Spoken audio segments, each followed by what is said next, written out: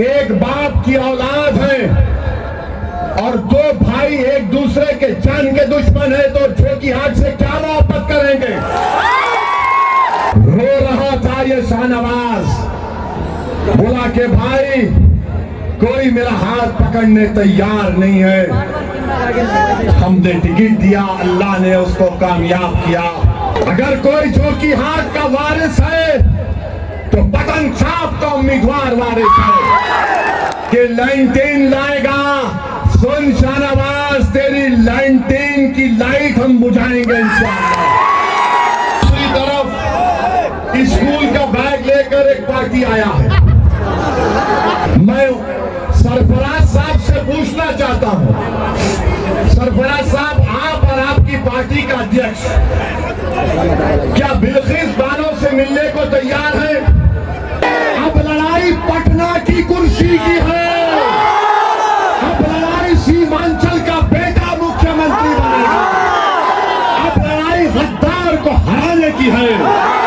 मंजर साहब, अगर कोई मस्जिद को छीन ले तो तुम खामोश बैठोगे? अगर कोई दरगाह को छीन ले खामोश बैठोगे? मंजर साहब, वक्फ का मालिक कौन होता है? अल्लाह होता है या कोई इंसान होता है? बताओ। इज़हार अस्सी साहब ने मुझसे कहा कि ये जो शाहनवाज है, इसने हमको भटकाया, इसने दौलत बटोर ली, इसने मंत्री बन गया। तेजस्वी जो बोला है ना, ऐसा लग रहा है कि हकीकी मानों में मोदी का छोटा भाई बन चुका है। ये तेजस्वी जो हमको चरमपंथी बोलता है ना, हम तेजस्वी को नेता नहीं मानते, हम मोदी को नेता नहीं मानते, हम नीतीश कुमार को नेता नहीं मानते।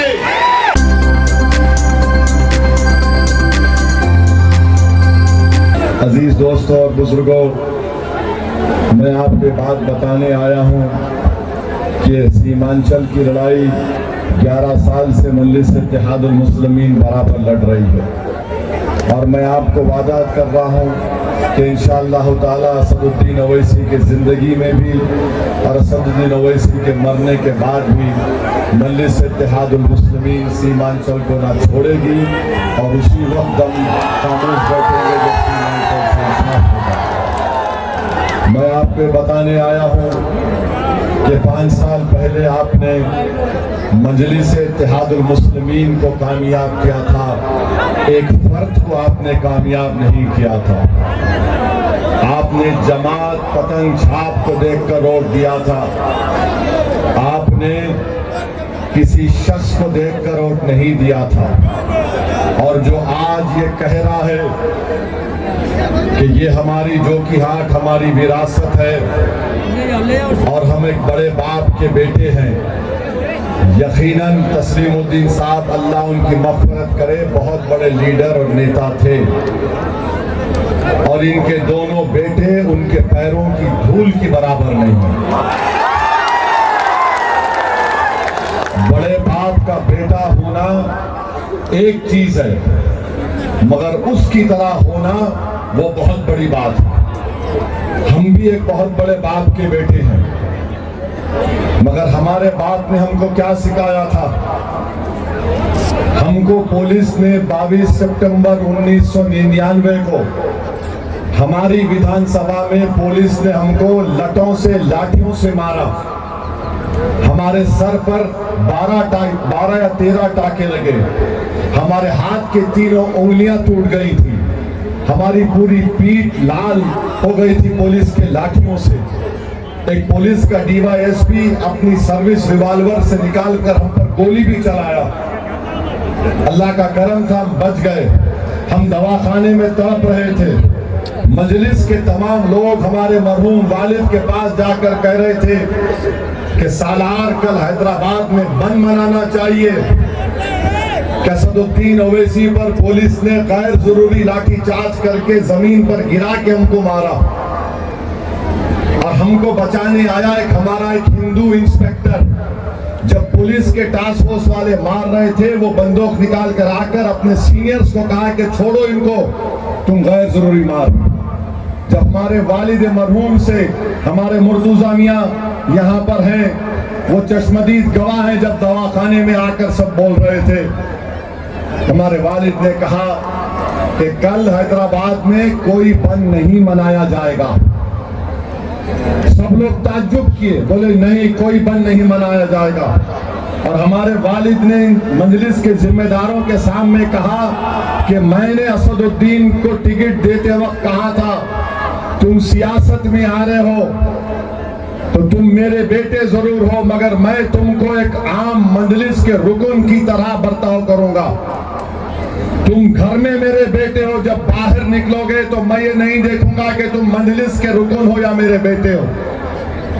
हम तड़प रहे थे पुलिस की लाठियां खाकर, मगर हमारे बाप ने, अल्लाह उनकी मग़फ़िरत करे, हैदराबाद में बंद नहीं मनाया।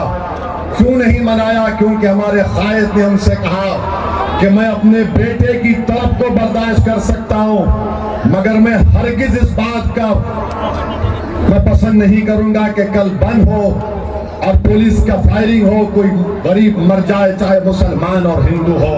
गम मेरा है, मैं उस गम को बर्दाश्त कर लूंगा, मगर गरीब की जान जाने नहीं दूंगा। ये हमको सिखाया। और आज भी हम ये नहीं बोलते कि हैदराबाद हमारी विरासत है, हम बोलते हम खादिम हैं, हम खादिम हैं बोलते हैं। ये कहते हैं जो कि उनका विरासत है। अरे राजा रजवाड़े बर्बाद हो गए, वीरान हो गए। इस देश में कोई राजा नहीं, कोई रानी नहीं। राजा और रानी है तो वोट डालने वाला इस देश में।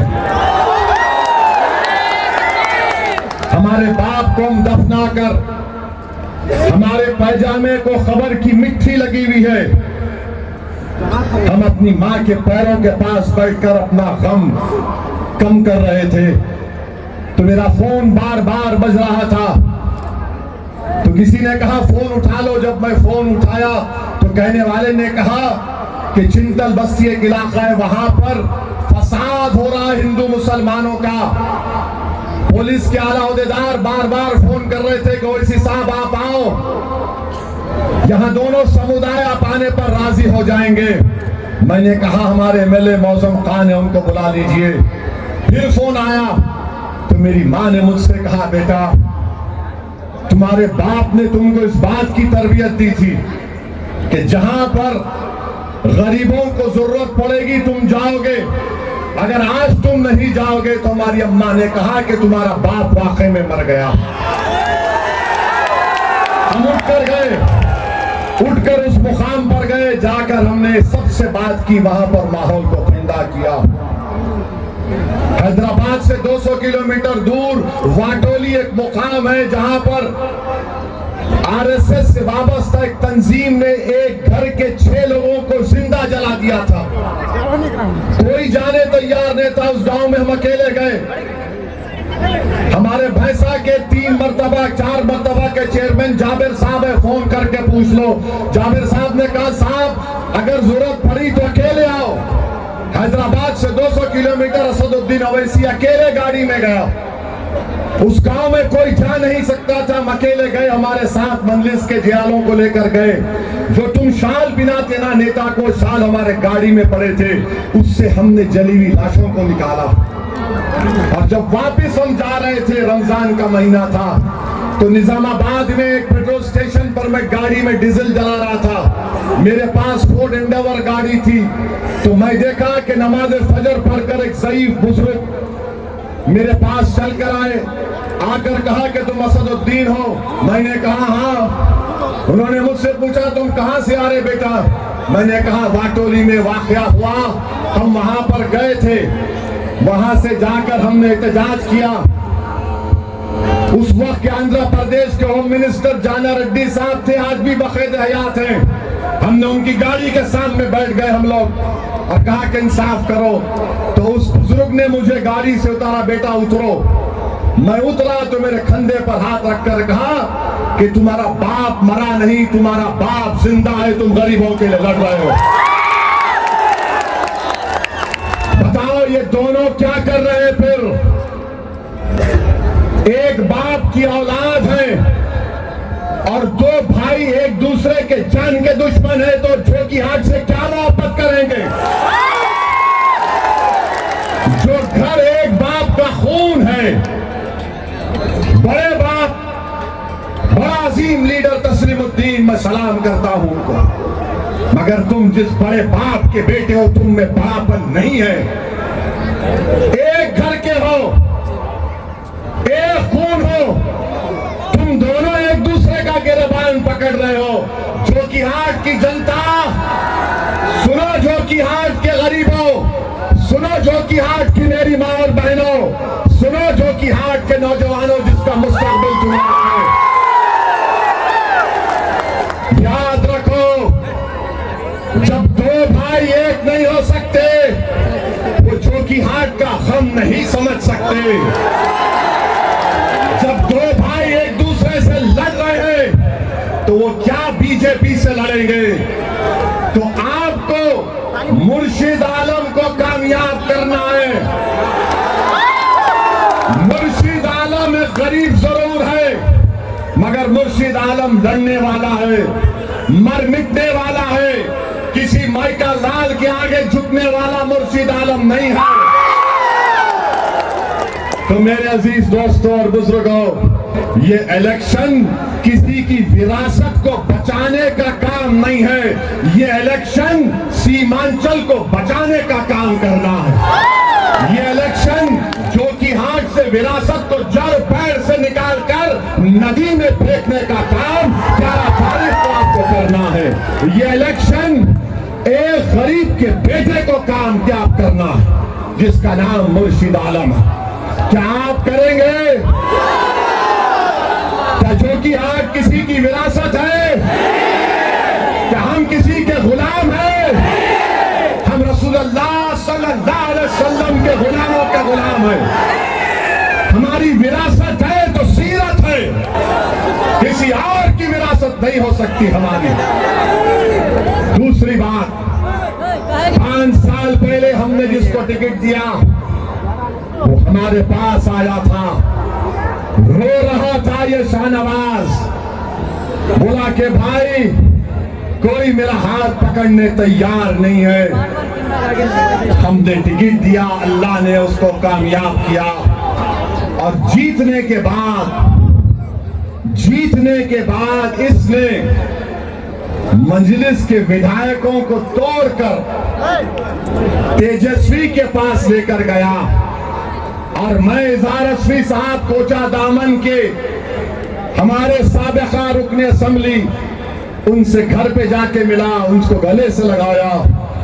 इज़हार रस्वी साहब ने मुझसे कहा कि ये जो शाहनवाज है, इसने हमको भटकाया, इसने दौलत बटोर ली, इसने मंत्री बन गया और हमको धोखा दिया।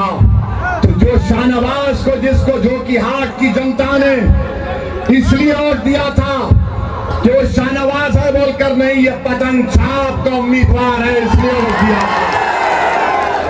आज वो समझ रहा है कि लाइटेन लाएगा। सुन शाहनवाज, तेरी लाइटेन की लाइट हम बुझाएंगे इंशाअल्लाह, तेरे घर में अंधेरा करेंगे इंशाअल्लाह, और रोशनी जोकीहाट के हर गरीब के घर में पतंग छाप से आएगी। ये विरासत को खत्म करने का इलेक्शन है। अगर कोई जोकीहाट का वारिस है तो पतंग छाप का उम्मीदवार वारिस है। अगर कोई जोकीहाट का वारिस है तो मेरी मां और बहनें हैं। जोकीहाट का अगर कोई वारिस है तो ये मौसिज़ उलमा इकराम है। जोकीहाट का वारिस एक परिवार नहीं, जमहूरियत है। राजा रजवाड़े खत्म हो गए। याद रखो, वोट आप अपने मुस्तकबिल के लिए डाल रहे हैं। और फिर ये शाहनवाज, इंशाअल्लाह ताला तेरी जमानत जब्त होगी। शाहनवाज,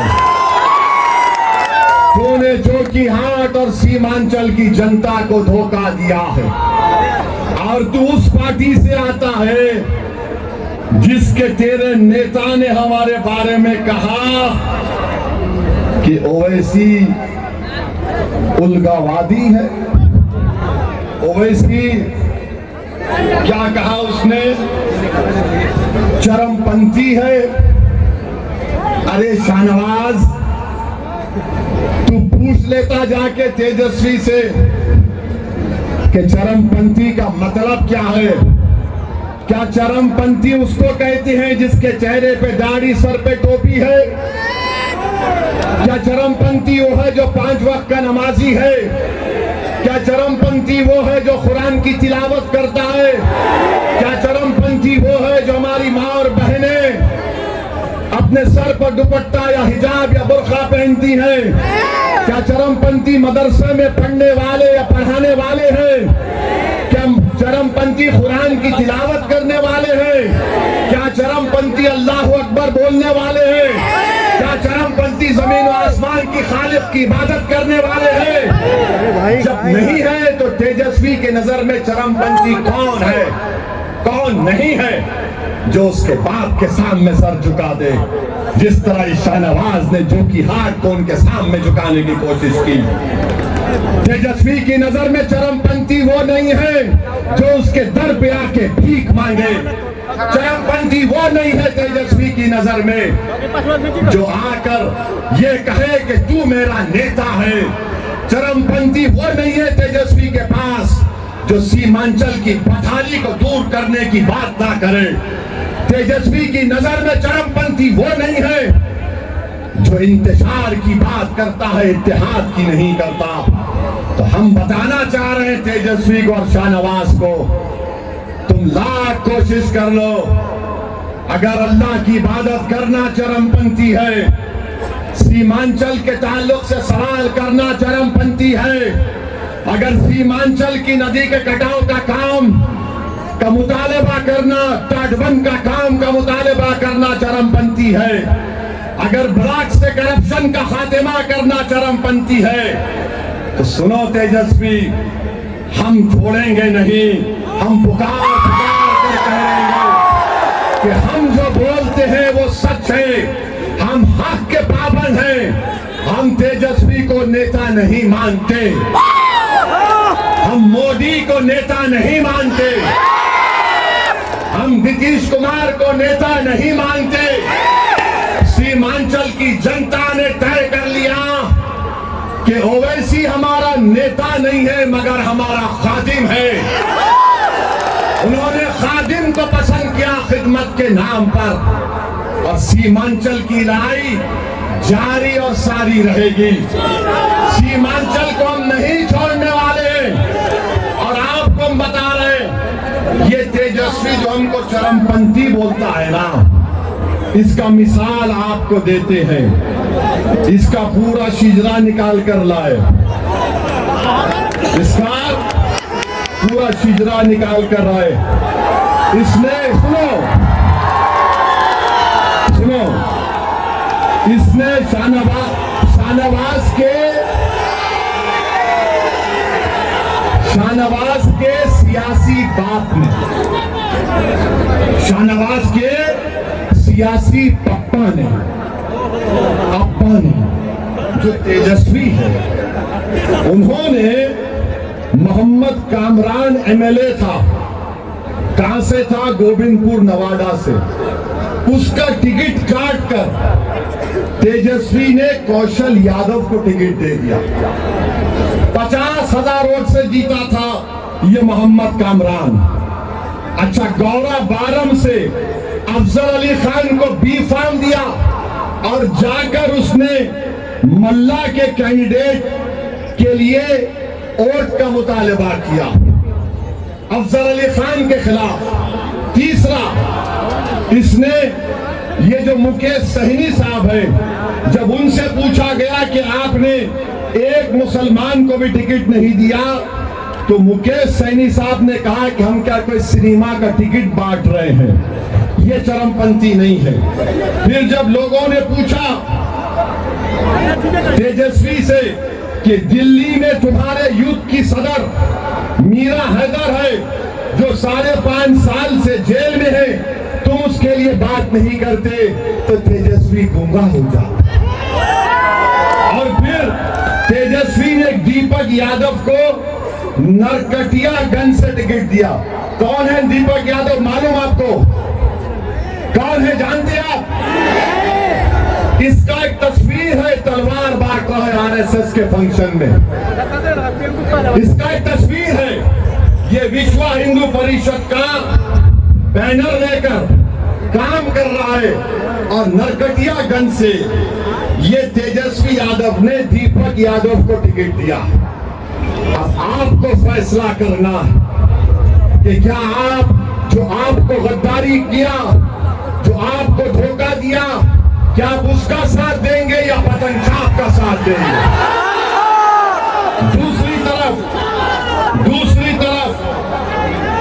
पतन छाप ही होगा। दूसरी तरफ स्कूल का बैग लेकर एक पार्टी आया है।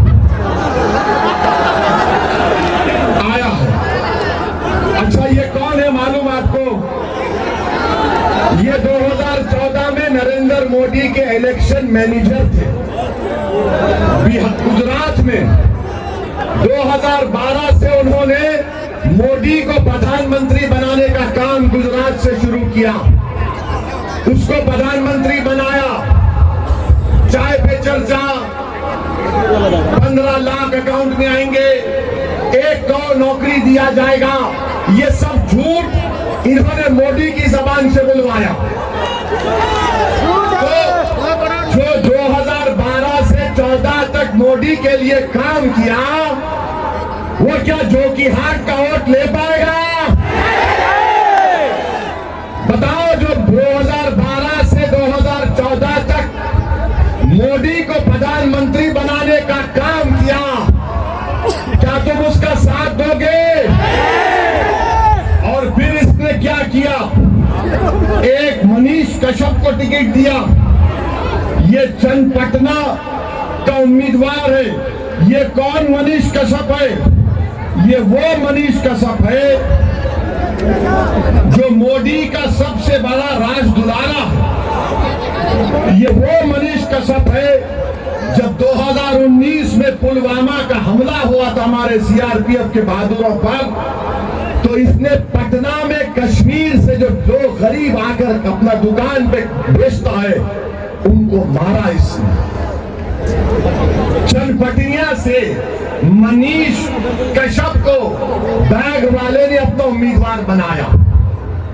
अब फैसला आपको करना।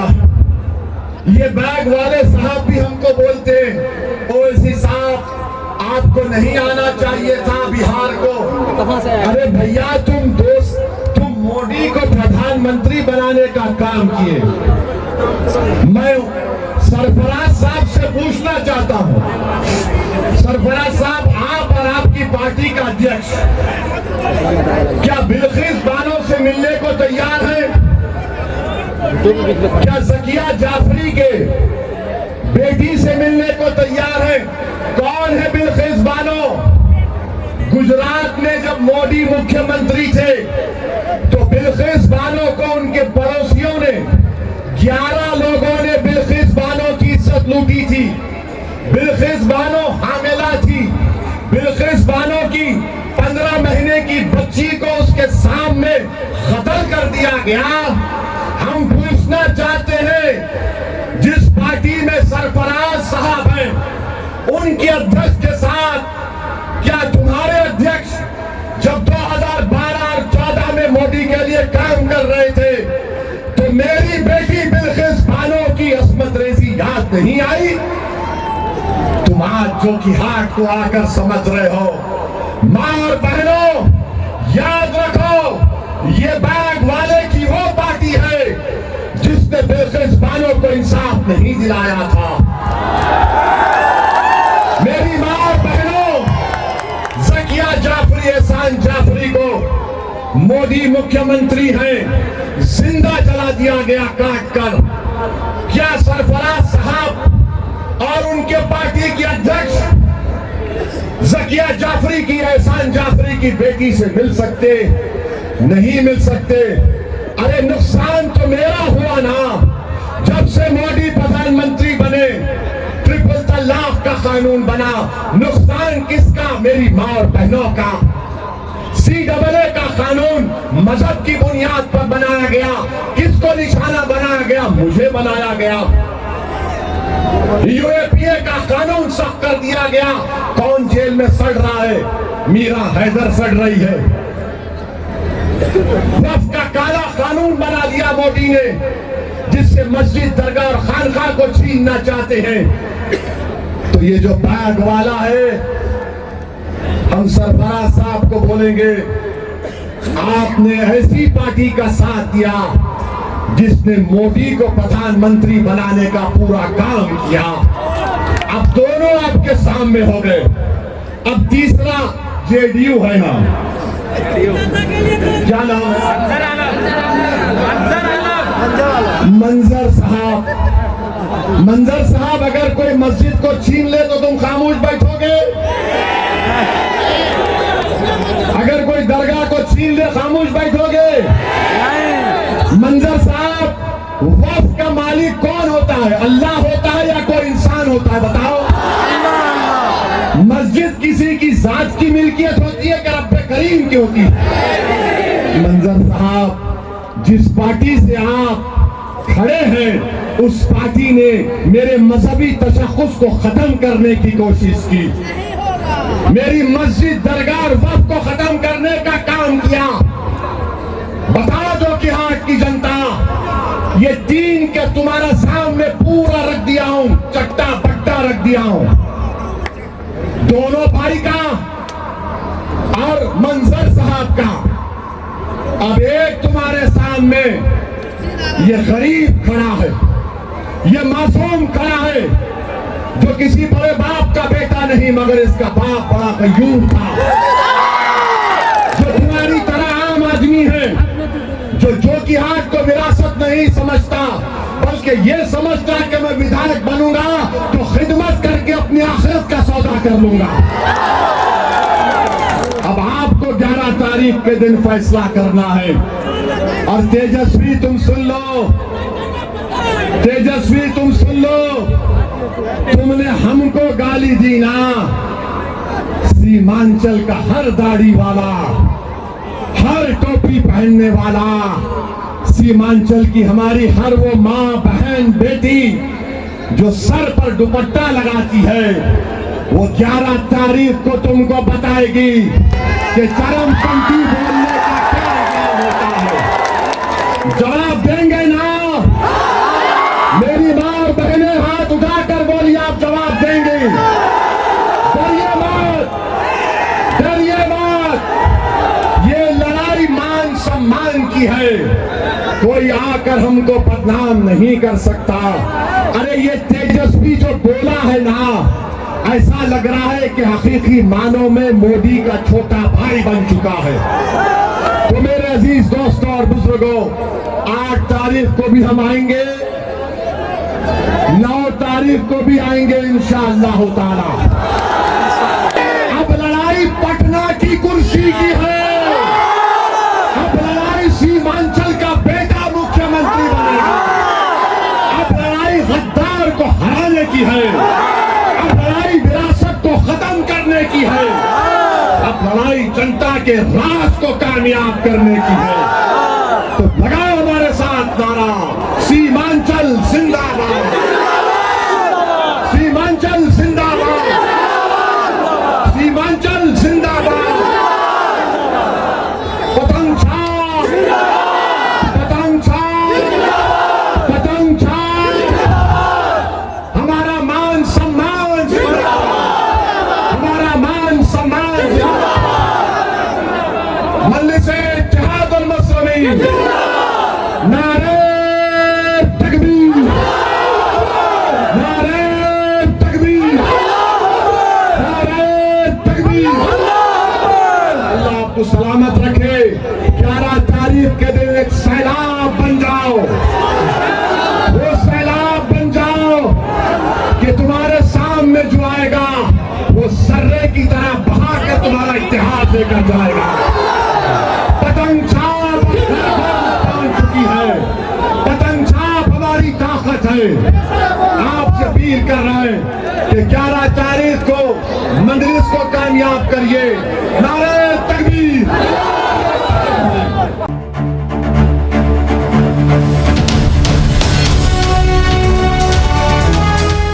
ट्रू रिपोर्ट्स, सच आप तक।